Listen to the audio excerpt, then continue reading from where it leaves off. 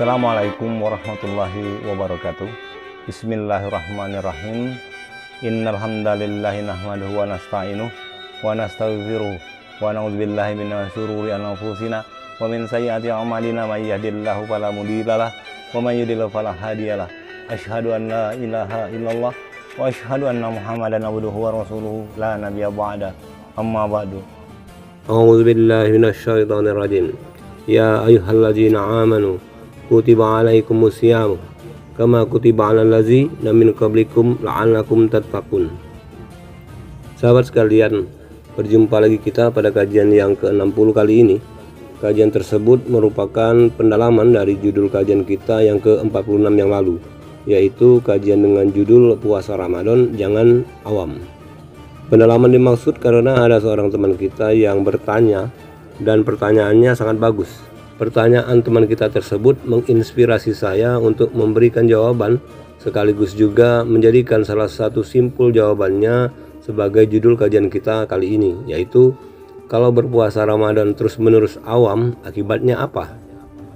Sahabat sekalian, saya rasa hampir semua kaum muslimin mengetahui dari materi-materi dakwah dan ceramah-ceramah para ulama dan mubalik-mubalik kita yang materinya tentang puasa, yang mengatakan bahwa puasa Ramadan itu adalah latihan tahunan untuk menundukkan hawa nafsu.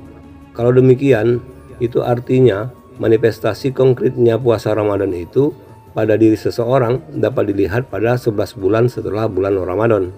Atau dengan kata lain, nilai puasa Ramadannya akan terlihat di rentang waktu antara Ramadan ke Ramadan tahun berikutnya. Salah satu bentuk manifestasinya yaitu setelah Ramadan keislamannya meningkat. Saya pribadi berani katakan bahwa hampir semua muslim sepakat akan pendapat ini. Kendati ada sebagian kalangan muslim yang memaknai puasa Ramadan itu dengan makna yang beragam. Seperti memaknai puasa Ramadan itu lebih kepada mengharapkan rahmatnya. Ada lagi yang mengharapkan maghfirahnya. Ada lagi juga yang mengharapkan hataman membaca Al-Qur'annya. Ada lagi juga yang berfokus kepada fadilah-fadilahnya puasa dan sebagainya. Tidak ada yang salah dengan itu semua, sepanjang rukun dan syarat-syarat dari puasa Ramadan itu terpenuhi. Sahabat sekalian, untuk lebih menyambungkan dengan inti kajian kita semua sepakat terlebih dahulu bahwa puasa Ramadan itu adalah kurikulum pelatihan.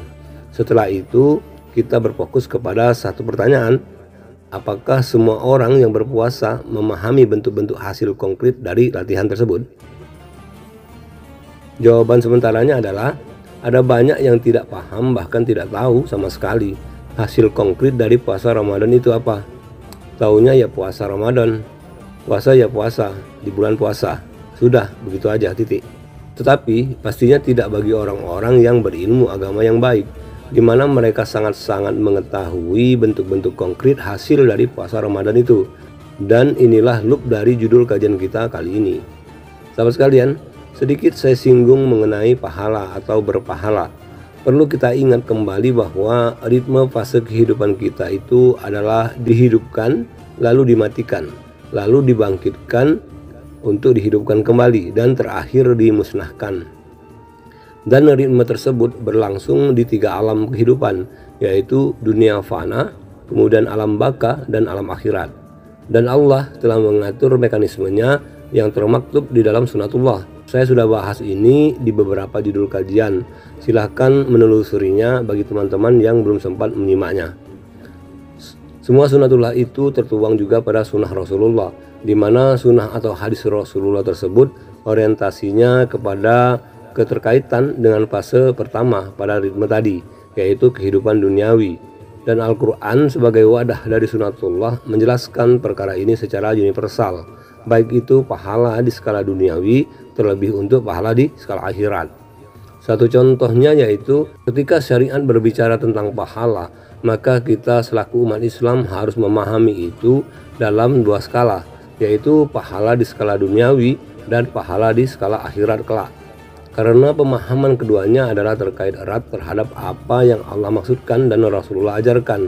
Ketika ada yang memahami pahala itu hanya untuk skala akhirat, katakanlah pahala berpuasa, maka yang seperti ini bukanlah alim atau ilmu, tetapi hanya anggapan saja. dan lagi berpahala di akhirat itu karena perolehan pahala di dunia. Namun saya juga ingin meluruskan sedikit terkait kata pahala tersebut. Sebetulnya kata pahala itu terambil dari bahasa Sanskerta yang artinya adalah buah perbuatan yang diperoleh karena perbuatan baik maupun perbuatan yang buruk yang termanifestasi lewat perbuatan jasmani, ucapan maupun pikiran. Kalau demikian makna dari kata pahala, maka ini tidak persis sama dengan pahaman orang kebanyakan, di mana di level umum orang mengartikan kata pahala itu sebagai simbol dari balasan yang baik-baik saja. Maka dari itu, di dalam Al-Quran kata pahala tersebut diistilahkan dengan kata jannah. Kalau kita artikan ke dalam bahasa Indonesia, maka arti jannah itu adalah sebaik-baiknya tempat kembali. Oke, kita sepakat terlebih dahulu bahwa Allah memberikan jannah kepada hambanya di skala dunia dalam bentuk manifestasi tempatnya seperti masjid, tempat mencari ilmu, tempat mencari nafkah, dan rumah beserta keluarga tercinta. Kemudian lagi, manifestasi jannah tersebut dari sisi kondisi dan keadaannya adalah keselamatan, ketentraman, kemudahan, kesehatan, umur yang berkah, kesabaran, keikhlasan, keimanan, ketakwaan, serta serentetan kebaikan-kebaikan yang tidak bisa diungkapkan dengan kata-kata. Dan semua itu sangat banyak. Inilah jannah di skala duniawi itu. Kemudian untuk jannah di skala akhirat, pahamilah bahwa sepanjang rentang waktu hidup di dunia ini, jannah skala akhirat hanya sebatas gambaran saja. Perlu saya tegaskan, terkait jannah di skala akhirat tersebut adalah mutlak di tangan Allah. Semua informasi tentang jannah di skala akhirat pastinya hanya Allah yang tahu bentuk konkretnya.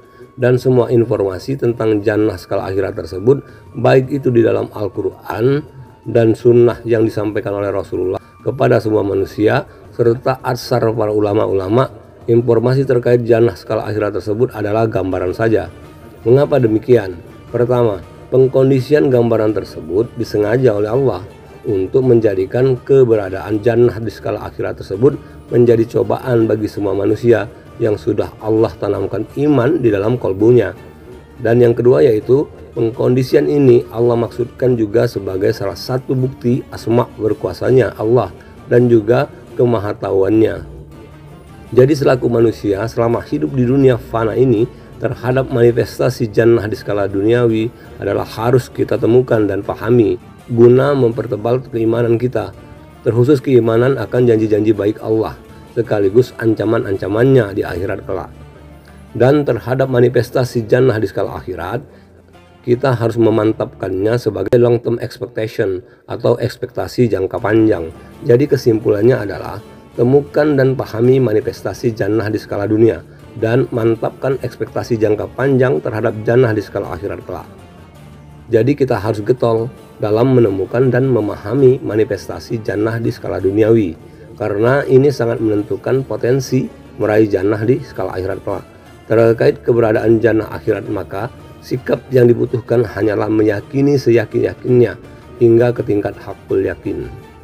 Selain dari itu, harus juga dipahami adalah ketika kata jannah dibahas, maka tidak bisa dilepaskan juga kata pasangannya, yaitu neraka, yaitu seburuk-buruknya tempat kembali, baik itu tempat kembali di skala duniawi maupun tempat kembali di skala akhirat. Kalau neraka di skala duniawi, manifestasinya adalah seperti contoh, pulang ke rumah merasa tidak nyaman, tidak ada rasa ketentraman di dalam rumah sendiri. Di tempat kerja juga tidak nyaman, bahkan banyak masalah. Begitu juga tidak nyaman berada di dalam masjid, tidak nyaman di lingkungan sosial, bahkan banyak bermasalah dengan orang-orang, baik tetangga dan kerabat dan sebagainya. Semua kondisi dan keadaan seperti ini adalah manifestasi dari neraka di skala duniawi. Maka kenalilah manifestasinya tersebut. Kemudian jannah. Jannah juga bisa dimaknai sebagai hadiah yang Allah berikan, asbab memenuhi perintah dan menjauhi larangannya. Dan neraka juga dapat dimaknai sebaliknya, yaitu melanggar perintah Allah dan melakukan larangannya. Dan angle dari kajian kita kali ini yaitu membaca dan mengamati hikmah di balik pelanggaran atau pengabaian perintah puasa Ramadan. Kita akan membaca dan mengambil hikmahnya, neraka dunia yang bagaimana yang akan kita dapati jika puasa Ramadan diabaikan atau tidak dipatuhi. Saya sengaja tidak membahas konsekuensi di neraka akhirat. Pasalnya adalah bagi yang melalaikan puasa Ramadan, neraka akhirat sudah pasti sebagai tempat kembalinya. Dengan mengamati hasil buruk dari pengabaian puasa Ramadan tersebut dan atau menganggap puasa Ramadan sebagai ritual agama saja, diharapkan secara paralel kita juga dimampukan Allah untuk melihat juga bentuk-bentuk manifestasi dari hasil baiknya jika penunaian puasa Ramadan dengan sungguh-sungguh sebagaimana yang Allah maksudkan dan juga sebagaimana puasa Ramadan yang Rasulullah ajarkan serta tauladankan. Sahabat sekalian, jika kita buka kitab suci Al-Quran, maka kita akan mendapati 11 ayat di 7 surat yang menjelaskan tentang berpuasa. Dalam tanda kutip bukan hanya puasa Ramadan. Lalu kalau puasa Ramadan saja ada berapa ayat dan berapa surat? Secara eksplisit Al-Quran menjelaskan tentang puasa Ramadan itu pada 4 ayat dan hanya di surat Al-Baqarah, yaitu ayat 183, 184, 185, dan 187. Itu artinya masih ada 7 ayat di surat yang lain yang menjelaskan berpuasa selain puasa Ramadan. Mari kita telaah satu persatu ayat-ayatnya. Saya kutip satu ayat yang sering dibacakan oleh para pendakwah terkait puasa Ramadan tersebut. A'udzubillahi minasyaitonirrajim. Ya ayyuhalladzina amanu kutiba alaikumusyamu kama kutiba alal ladzina min qablikum la'allakum tattaqun. Yang artinya, wahai orang-orang yang beriman, diwajibkan atas kamu berpuasa sebagaimana diwajibkan atas orang-orang sebelum kamu agar kamu bertakwa. Surah Al-Baqarah ayat 183.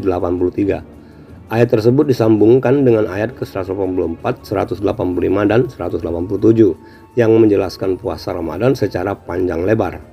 Sahabat sekalian, selain dari 4 ayat pada surat Al-Baqarah tersebut, ada 7 ayat lagi yang menjelaskan puasa selain dari puasa Ramadan, dan pada realitasnya memiliki tingkat pengabaian yang tinggi. Ini dikarenakan latihan puasa Ramadannya tidak pernah lulus. Mari kita uraikan satu persatu.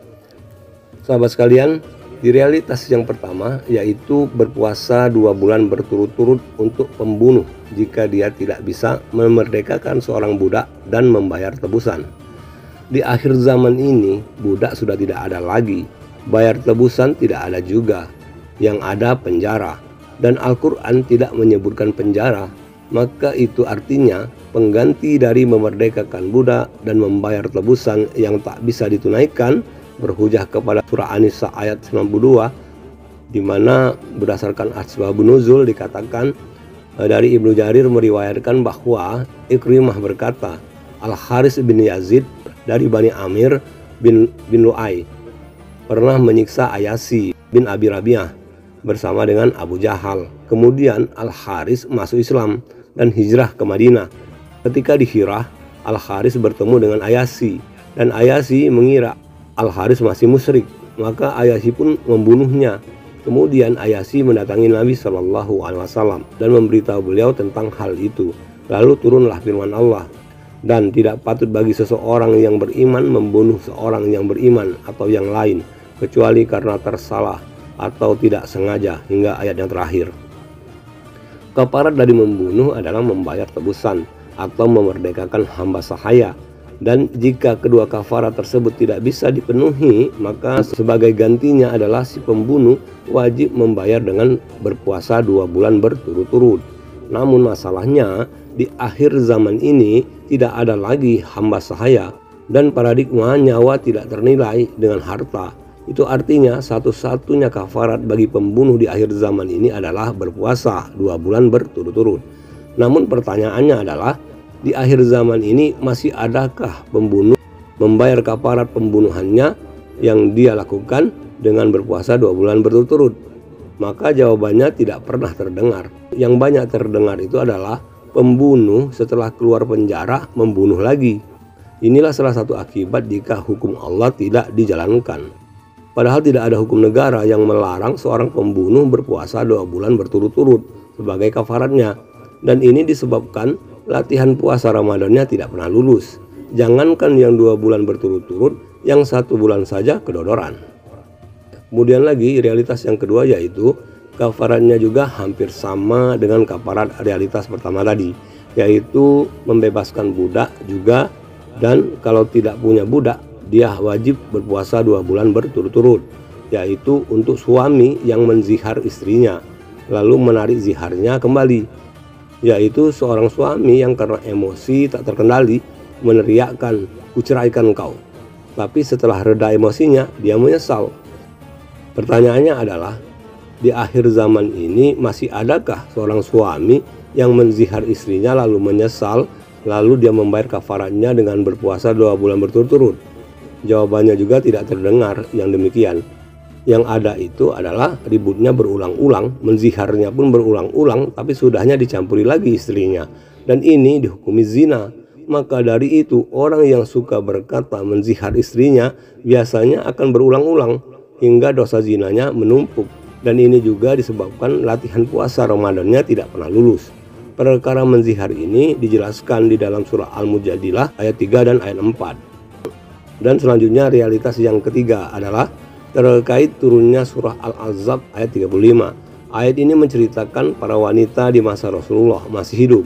Mereka interupsi kepada Rasulullah perihal penyebutan kaum laki-laki muslimin di dalam perkara-perkara ibadah dan sifat-sifat yang baik yang hanya dinobatkan kepada laki-laki. Lalu turunlah ayat ini yang menegaskan bahwa peluang kebaikan adalah sama baik laki-laki maupun perempuan. Dan salah satu kebaikan yang disebutkan adalah berpuasa. Diriwayatkan oleh At-Tabrani yang bersumber dari Ibnu Abbas dan telah diterangkan pula dalam hadis Ummu Salamah di surat Ali Imran ayat 195. Dikemukakan bahwa para wanita berkata, "Ya Rasulullah, mengapa yang disebut-sebut itu hanya mukmin saja dan tidak disebut mukminat?" Maka turunlah ayat ini yang menegaskan bahwa sebenarnya berlaku bagi pria ataupun wanita atau dengan sanad yang dianggap memadai. Tapi coba kita lihat di akhir zaman ini, setelah Allah setarakan potensi kebaikan antara laki-laki dan wanita, salah satunya puasa. Pertanyaannya, ada berapa banyakkah wanita yang sungguh-sungguh dalam meraih kebaikan dari berpuasa itu? Perhatikanlah, hutang puasa Ramadannya kaum wanita yang menumpuk dan tak terbayar lagi. Dan ada juga ketika dicoba dengan puasa perawan atau puasa janda, sebagaimana yang dijelaskan di dalam surah At-Tahrim ayat 5 bahwa berdiri sebagai perawan atau janda adalah puasa yang berat dan panjang. Tapi lihatlah pula, ada banyak yang gagal puasa perawan dan puasa jandanya, atau juga puasa status istrinya. Sebagai perawan dia berzina, sebagai janda jadi perebut suami orang, dan sebagai istri juga dia selingkuh. Dan ini juga disebabkan latihan puasa Ramadannya tidak pernah lulus. Sahabat sekalian, jadi dapatlah kita simpulkan bahwa kategori realisasi dari puasa Ramadan itu adalah di rentang waktu 11 bulan setelahnya. Berusaha keras untuk bertahan sebagai pribadi yang taat kepada Allah, berbuat benar, sabar, khusyuk, rajin menafkahkan sebagian rezeki untuk bersedekah, kemudian berpuas dengan hidup qanaah, kemudian mengekang syahwat duniawi dengan cara hanya mengambil bagian dari duniawi itu seperlunya saja, dalam artian tidak serakah, kemudian tidak tamak dan tidak kikir, memelihara kehormatan diri yaitu harga diri dengan mengenali derajat diri, berusaha tidak mengemis kepada sesama manusia, serta puncak dari semua kebaikan tersebut adalah senantiasa banyak mengingat Allah. Inilah bentuk-bentuk manifestasi orang-orang yang sebenar-benarnya berpuasa. Ketika semua atau sebagian gambaran tersebut tidak terpenuhi, maka pemicunya adalah karena latihan puasa Ramadannya tidak pernah lulus. Sahabat sekalian, demikianlah kajian singkat kita ini. Semoga membawa manfaat yang banyak dan juga kita berharap Allah merahmati, mengampuni, serta memberikan kita kemudahan dalam menunaikan puasa Ramadan tahun ini sebagai ajang latihan untuk mencapai hasil yang maksimal terhadap semua bentuk puasa yang Allah jelaskan di dalam Al-Quran Al-Karim. Semoga Allah juga meridhai kajian ini. Amin ya rabbal alamin. Dan pada kesempatan yang baik ini, saya juga secara pribadi beserta keluarga memohon maaf lahir batin yang sebesar-besarnya atas segala kesalahan dan kehilapan yang mungkin pernah saya ucapkan di forum ini. Untuk itu saya mohon maaf yang sedalam-dalamnya. Semoga Allah senantiasa memberikan kita taufik dan hidayahnya. Amin ya rabbal alamin. Sahabat sekalian, demikianlah kajian kita kali ini. Semoga dengan kajian singkat ini kita mendapatkan kepahaman yang holistik dan universal.